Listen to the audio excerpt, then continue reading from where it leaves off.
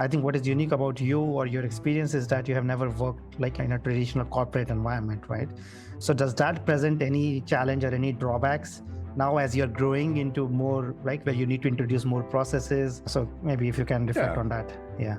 Yeah, certainly. I mean, I think for me, if you ask what my strengths are, like I'm just an entrepreneur at heart. And I think the reality is like that's what the business needs in the early days. And we're actually having a conversation with our leadership coach earlier in the week about this idea of transitioning from entrepreneurialism to professional management.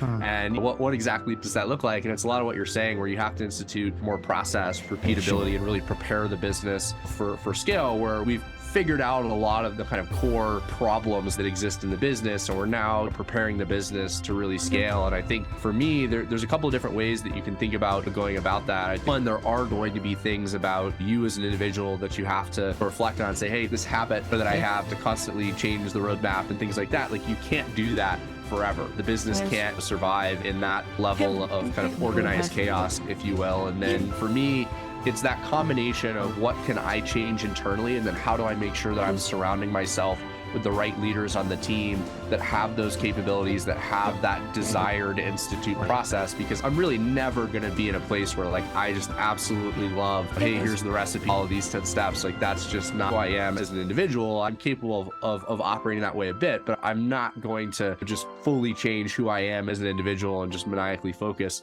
on that. And so you have to have leaders in the right roles within the organization that have that desire, that have that intense focus, and then as a leader myself, empower them to have the ability to institute, follow, and maintain those processes without me getting in the way. I think it's the concept of what got you here won't get you there. And you really have to kind of acknowledge as an entrepreneur, like, hey, I had these strengths. They were phenomenal at getting the business to the stage that we're at today. But like, if I continue doing this, the organization is likely to fail. Like I have to adapt, we have to adapt, the team has to adapt.